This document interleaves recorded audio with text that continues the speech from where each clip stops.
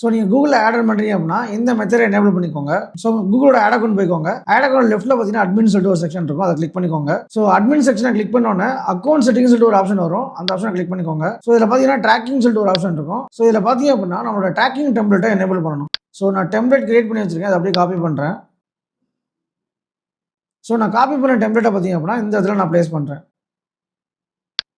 So இப்போ நான் tracking டெம்ப்ளேட்டை ஆட் பண்ணிட்டேன். இப்போ நான் சேவ் கொடுக்குறேன்.